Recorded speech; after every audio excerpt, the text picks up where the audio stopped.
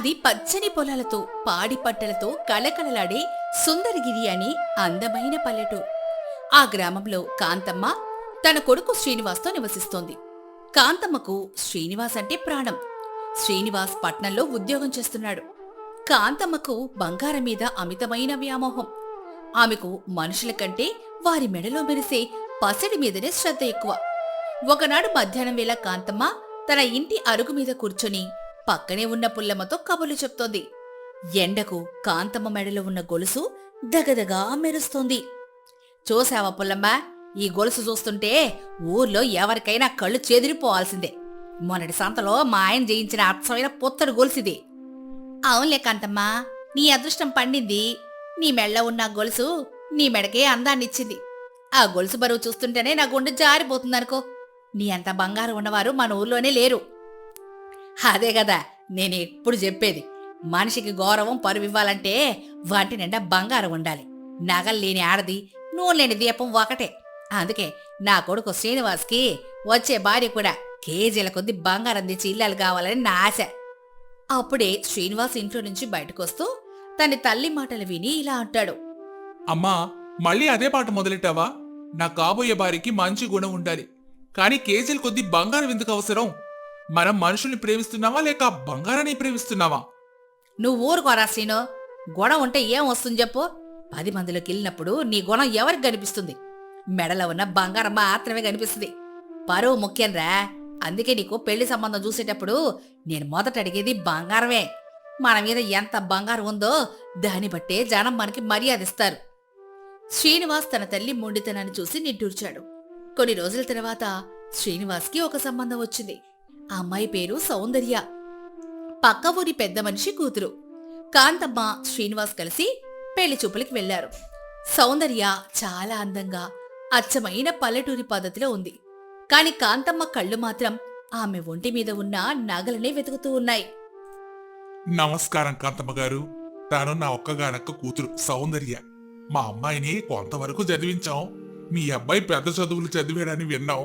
ఈ ఇద్దరికి జంట కలిస్తే బాగుంటుందని నా అభిప్రాయం. నమస్కారం అండి. మీ అమ్మాయి చూడ్డానికి అందంగా బాగుంది. సరే, ఇప్పుడు అసలు విషయానికి వద్దాం. మీ అమ్మాయికి పెళ్లి కానుగ్గా ఎన్ని తులాల బంగారం పెడుతున్నారు? కాంతమ్మ గారు, మాకున్నంతలో మా అమ్మాయికి లోటు లేకుండా చేస్తామండి.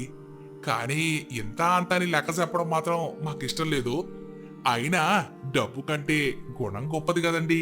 మా అమ్మాయికి మంచి గుణం ఉంది. మిమ్మల్ని మీ ఇంటిని మంచిగా చూసుకుంటుంది. కాంతమ్మ మొహం తిప్పుకొని, కేవలం గుణం ఉంటే సరిపోతుందండి. మా అబ్బాయికి వచ్చే భార్య బంగారు బొమ్మలా మెరిసిపోవాలి. మీ కూతురు మెడలో చూస్తే సన్నను గొలుసు తప్ప మరేమీ లేదు. 10 మంది బంధువులు పిలిచి పెళ్లి చేసినప్పుడు మా పరువేమవ్వాలి? ఎంత తక్కువ బంగారంతో మీ అమ్మాయిని మా ఇంటికి కోడలుగా తీసుకెళ్లడం మాకిష్టం లేదు. అమ్మా, సౌందర్య తండ్రి గారి మాటలు, పద్ధతి ఎంత బాగున్నాయో చూసావు కదా. ఆమె గుణం మనకి ముఖ్యం గాని బంగారం కాదు కదా. గొడవ ఉంటే ఏం వస్తుందిరా? మనం వీళ్ళ గురించి, ఇలా స్థాయి గురించి సరిగ్గా తెలుసుకోకుండా వచ్చాం. మన స్థాయికి వీళ్ళు సరిపోరు గాని పద వెళ్దాం. శ్రీనివాస్ మాటలు విని సౌందర్యకు శ్రీనివాస్ మీద గౌరవం పెరిగింది. కాని కాంతమ్మలోని ఆ బంగారం పిచ్చి చూసి ఆమెకు ఒక ఉపాయం తోచింది. మనుషుల కంటే నగలే గొప్పవని భావించే కాంతమ్మకు కనివిప్పు కలిగించాలని సౌందర్య నిశ్చయించుకుంది. ఒకరోజు శ్రీనివాస్ని వ్యక్తిగతంగా కలిసింది సౌందర్య.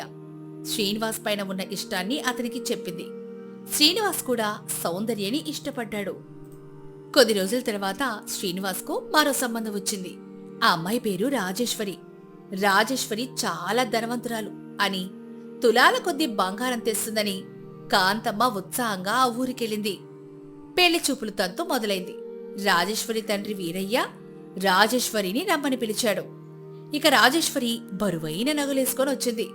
రాజేశ్వరిని చూసి కాంతమ్మ ఆనందానికి అవధులు లేకుండా పోయాయి. అమ్మో అమ్మో, ఎంత బంగారం, ఎంత బంగారం! సంబంధం అంటే ఇలా ఉండాలి. రాజేశ్వరి, నీ నగలు చూస్తుంటేనే నా కళ్ళు బయలు గమ్ముతున్నాయమ్మా. మా ఇంటికి నీలాంటి కోళ్లే కావాలి. కాంతమ్మ గారు, మా గురించి మీరు వినే ఉంటారు. మా దగ్గర చాలా కిలోల బంగారం ఉంది. మీ సంగతి చెప్పండి. మీకు ఆస్తులు ఎంత ఉన్నాయి? మీరు మీ కోడలికి ఎదురుగా ఎన్ని కిలోల బంగారం ఇస్తారు? రాజేశ్వరి మాటలకి కాంతమ్మ నోట మాట రాలేదు. "ఆ, ఆ, మేము ఎదురు బంగారం పెట్టడం ఏంటమ్మా? మా అబ్బాయి మంచి ఉద్యోగం చేస్తున్నాడు. ఊర్లో ఇల్లు కూడా ఉంది." అవి ఎవరికైనా ఉంటాయి. నా స్థాయికి తగినట్టుగా మీ ఇంట్లో వెండి పళ్ళాలున్నాయా? మెడలో ఆ పాతకాలపు గొలుసేసుకొని వచ్చారు. దీని విలువ ఎంతుంటుందేంటి? అసలు మా నాన్నగారు నన్ను సాకడం కోసం పట్టు పరుపులే వాడతారు తెలుసా? అదేంటమ్మా అలా అంటావ్? మేమీతో సంబంధం కలుపుకోవడానికి వచ్చిన వాళ్ళం. మాతో నువ్వు పద్ధతిగా మాట్లాడాలి కదా. సంబంధమా? నా దగ్గరున్న ఈ ఒక్క వజ్రపు గాజు విలువ మీ ఇల్లు మొత్తం అమ్మినా రాదు. ఇంత తక్కువ వస్తున్నవారు నాలాంటి ధనవంతురాన్ని కోడలిగా అడగడమే ఒక వింతగా అనిపిస్తోంది నాకు. మీ స్థాయికి తగ్గట్టుగా ఏదైనా పేద పిల్లని చూసుకోండి. బంగారం లేని వారిని ఈ రాజేశ్వరి లాంటి ధనవంతురాలు అస్సలు దొరకదు. ముందుకని చెల్లండి. అవమానంతో అక్కడి నుంచి బయలుదేరారు కాంతమ్మ, శ్రీనివాస్. కాంతమ్మకు పరువు పోయినట్లు అనిపించింది. ఆ ధనవంతురాలి మాటలు ఆమె మనసును గాయపరిచాయి. శ్రీనివాస్ మెల్లగా తన తల్లి దగ్గరకొచ్చి, ఏమైందమ్మా? ఆ అమ్మాయి ఒంటి నిండా బంగారం ఉంది కదా, నీకు చాలా నచ్చాలి కదా. నచ్చడం ఏంట్రా? ఆ అమ్మాయి మాటలు చూసావా? మనుషుల్ని కించబరుస్తోంది. బంగారం చూసుకుని ఎంత గర్వం, ఎంత అహంకారం. మరి మొన్న మన సౌందర్య గారింటికి వెళ్ళినప్పుడు నువ్వు కూడా అలాగే చేసావు కదమ్మా.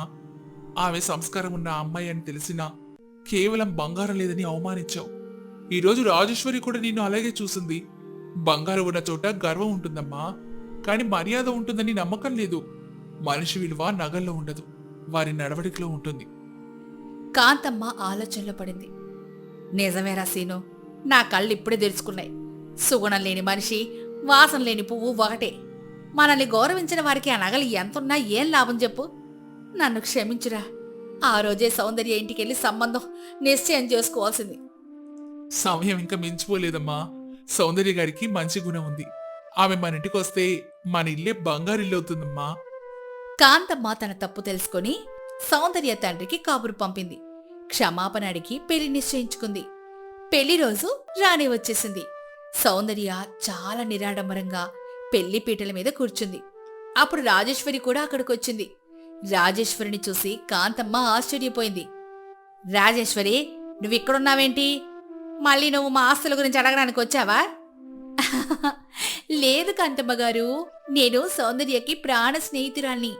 సౌందర్య, శ్రీనివాస్ గారు కలిసి నాకు ఈ పని చెప్పారు. మీకు బంగారం మీదున్న మోజుని పోగొట్టడానికి నేను అలా నాటకం ఆడాను.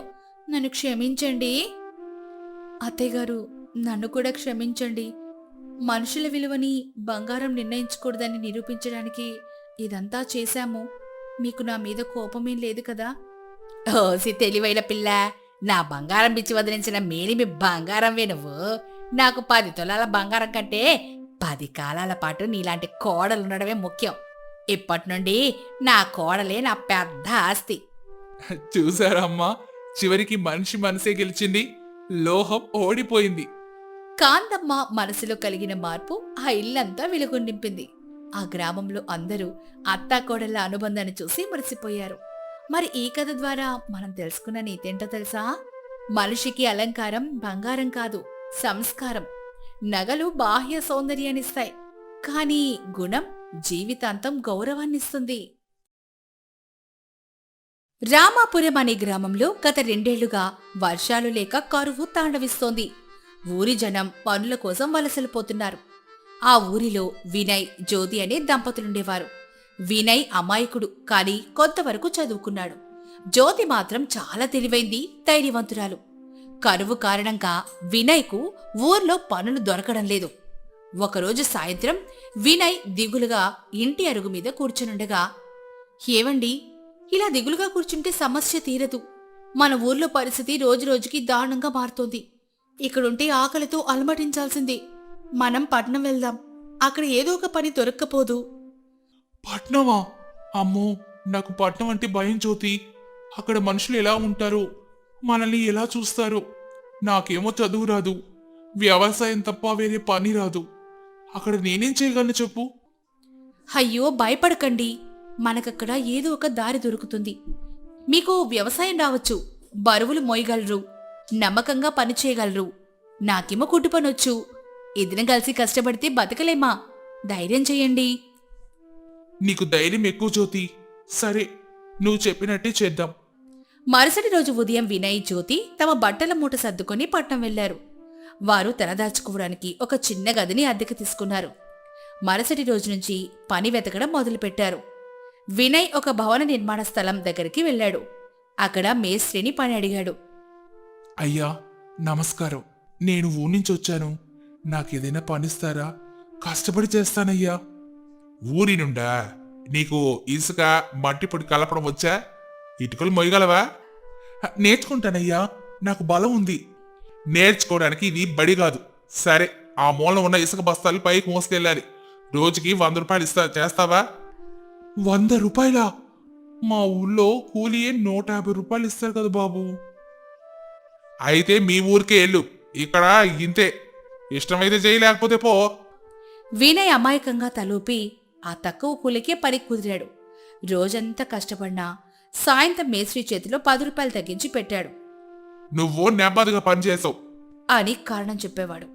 ఇటు జ్యోతి ఒక దర్జీ కొట్టు దగ్గరికి వెళ్ళింది. అక్కడ యజమాని పని అడిగింది. నమస్కారమండి, నాకు కుట్టు పనొచ్చు. మీ కొట్టులో ఏమైనా పనుంటే ఇస్తారా? మా దగ్గర పనులు ఉన్నారులేమ్మా. అయినా నీకు పట్టం పోకలు తెలుసా? పల్లెటూరు రవికలు కొట్టడం కాదు ఇక్కడ. అవకాశం ఇస్తే నిరూపించుకుంటానయ్యా. నాకు కొత్తగా కుట్టడం నేర్చుకోవడం అంటే ఆసక్తి. ఒక్క రవిక కుట్టి చూపిస్తాను, నచ్చితేనే పనివ్వండి. సరే, కుట్టు చూద్దాం. జ్యోతి ఏమో అద్భుతంగా కుట్టింది. యజమాని ఆమె పనితనం చూసి ఆశ్చర్యపోయాడు. కాని జీతం విషయంలో మోసం చేయాలనుకున్నాడు. పర్లేదే, బాగానే ఉంది. కానీ నీకు ఇంకా అనుభవం కావాలి. నెలకి 1000 రూపాయలు ఇస్తాను. ఉదయం నుంచి రాత్రి వరకు పనిచేయాలి. అయ్యా, నా పనితనం మీకు నచ్చింది. పట్నంలో ఈ పనికి కనీసం 5000 రూపాయలు ఇస్తారు. 1000 రూపాయలకైతే నేను చేయలేనయ్యా. ఈ పని విలువ నాకు తెలుసు. వస్తాను. జ్యోతి ధైర్యంగా వెళ్ళిపోతూ ఉంటే యజమాని పిలిచాడు. ఆ అమ్మాయి ఆగాగు. మరీ అంత కోపం ఎందుకు? సరేలే, 3000 ఇస్తాను. రేపటి నుంచి రా. లేదండి, 4000 అయితేనే పనికొస్తానయ్యా. లేదంటే వేరే చోట చూసుకుంటాను. అప్పుడు యజమాని ఆలోచించి, సరేలే, బలి గడుస్తానుగా ఉన్నావే, రా రా. జ్యోతి తన తెలివితేటలతో సరైన జీతం మాట్లాడుకుంది. సాయంత్రం ఇంటికొచ్చాక వినయ్, జ్యోతి మాట్లాడుకుంటున్నారు. జ్యోతి, ఈ పట్నం వాళ్ళు చాలా గడుసోళ్లే. నేను రోజంతా కష్టపడితే నాకు ఇవ్వాల్సిన కూలీయో కూడా కోత పెట్టారు. నేనేం అడగలేకపోయాను. అయ్యో, మీరు మరీ అమాయకులండి. మన కష్టానికి తగిన ప్రతిఫలం అడగపోతే ఎలా? అందరూ మనల్ని మోసం చేస్తారు. రేపు నేను మీతో వస్తాను. ఆ మేస్త్రితో నేను మాట్లాడతాను. వద్దు జ్యోతి, గొడవలెందుకు? ఉన్నపడి కూడా పోతే కష్టం. భయపడకండి, మనం గొడవ పడద్దు. కానీ మనం చేసిన పనికి మనం డబ్బులు అడగొచ్చు కదా. మరుసటి రోజు జ్యోతి వినయ్తో వెళ్ళింది. మేస్త్రితో ధైర్యంగా మాట్లాడి వినయ్కి రావాల్సిన పూర్తి కూలీ ఇప్పించింది. అంతేకాదు, వినయ్కు వేరే చోట మంచి జీతం ఇచ్చే పని కూడా వెతికి పెట్టింది. వినయ్ భార్య తెలివిని చూసి మురిసిపోయాడు. రోజులు అలా గడుస్తూ ఉన్నాయి. జ్యోతి ఏమో దర్జీ కొట్లో పనిచేస్తూనే పట్నం ఆడవాళ్లకు నచ్చి కొత్త రకాలైన రవికలు కుట్టడం నేర్చుకుంది. ఆమె పనితనానికి మంచి పేరొచ్చింది. వినియోగదారులు ఆమె కోసం ప్రత్యేకంగా రావడం మొదలెట్టారు. ఒకరోజు దుకాణానికి వచ్చిన ఒక ఆవిడ జ్యోతితో, అమ్మాయి జ్యోతి, నువ్వు చాలా బాగా కుడుతున్నావు. కానీ నువ్వు ఇక్కడ పనిచేయడం వల్ల నీకొచ్చే తక్కువే. అదే నువ్వు సొంతంగా కుట్టుకుంటే ఇంకా ఎక్కువ సంపాదించుకోవచ్చు కదా. మా వీధిలో చాలామంది ఆడవాళ్ళున్నారు. వాళ్ళందరికీ నేను చెప్తాను. నిజమేనమ్మా, కానీ సొంతంగా కుట్టెంత్రాలు కొనడానికి, కొట్టు పెట్టడానికి నా దగ్గర డబ్బు లేదు. కొట్టెందుకే? మీ ఇంట్లోనే చిన్నగా మొదలెట్టు. కుట్టి యంత్రానికి నేను సాయం చేస్తాను. తర్వాత నెమ్మదిగా తీర్చుకుందులే. జ్యోతికి ఆ మాటకి ఆశ పుట్టింది. ఆ రాత్రి వినయ్తో చెప్పింది. ఏమండి, నేను సొంతంగా కుట్టు పని మొదలు పెడదామనుకుంటున్నాను. నాకు నమ్మకం ఉంది. నేను రాణించగలను. నీకు నమ్మకం ఉంటే కానివ్వు జ్యోతి. కానీ పట్టణంలో వ్యాపారం అంటే మాటలా? పోటీ ఎక్కువ ఉంటుంది కదా. పోటీ ఉన్న పనిలో నాణ్యత ఉంటే జనం వస్తారండి. మనం నిజాయితీగా పనిచేస్తే భయం ఎందుకు? జ్యోతి ఒక పాత కుట్టు యంత్రం కొనింది. ఇంటి నుంచి పని మొదలుపెట్టింది. ఆమె చేతి గుణం, మాట తీరు వల్ల వీధిలో ఆడవాళ్లంతా ఆమె దగ్గరికి రావడం మొదలుపెట్టారు. రాత్రింబవళ్లు కష్టపడి పనిచేసింది. వినయ్ కూడా తన పనయ్యాక జ్యోతికి సాయం చేసేవాడు. బట్టలు కత్తిరించడం నేర్చుకున్నాడు. అలా 6 నెలలు గడిచాయి. జ్యోతికి పని విపరీతంగా పెరిగిపోయింది. ఒక్కతే చేయడం కష్టంగా మారింది. జ్యోతి, నువ్వు రాత్రంతా నిద్రపోవడమే లేదు. ఆరోగ్యం పాడైపోతుంది. ఎవరైనా సాయం కావాలేమో చూడు. అవునండి, నాకొక ఆలోచన వచ్చింది. మనలాగే ఊరి నుంచొచ్చి పని లేక ఇబ్బంది పడుతున్న ఆడవాళ్లు చాలా మంది ఉన్నారుగా. వాళ్లకు నేను కుట్టు పని నేర్పిస్తాను. వాళ్ళు నా దగ్గర పనిచేస్తారు. అప్పుడు నాకు సాయం అవుతుంది. వాళ్లకు ఉపాధి దొరుకుతుంది. మంచి ఆలోచన జ్యోతి. నువ్వందరికీ మంచి చేస్తావు. జ్యోతి కుట్టు శిక్షణ కేంద్రం అని చిన్న బోర్డు పెట్టింది. 4 పేద మహిళల్ని చేర్చుకునింది.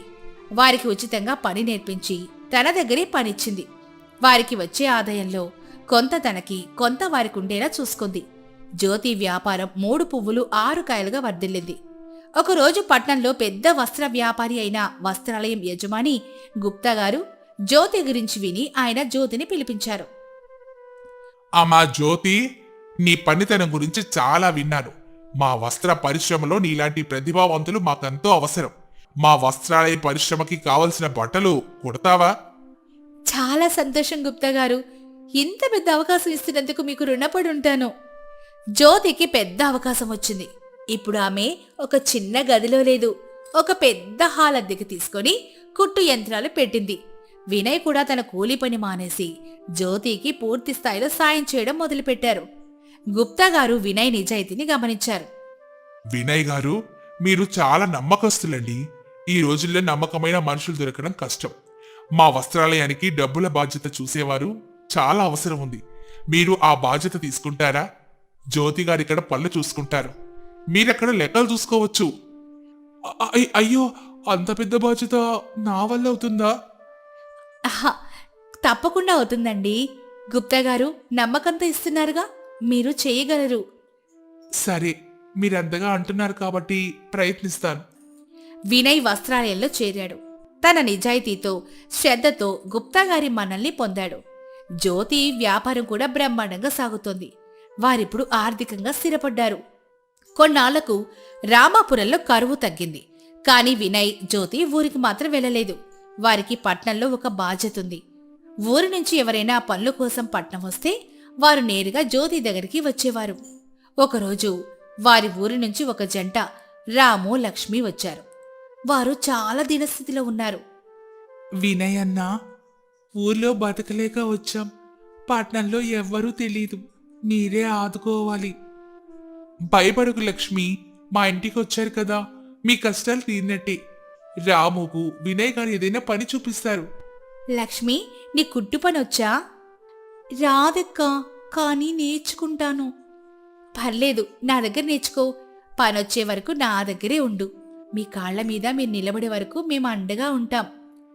వినయ్, జ్యోతి ఆ జంటకు ఆశ్రయమిచ్చారు. వినయ్ రాముకు తన వస్త్రాలయంలోనే పనిప్పించాడు. జ్యోతి లక్ష్మికి కుట్టుపని నేర్పించింది.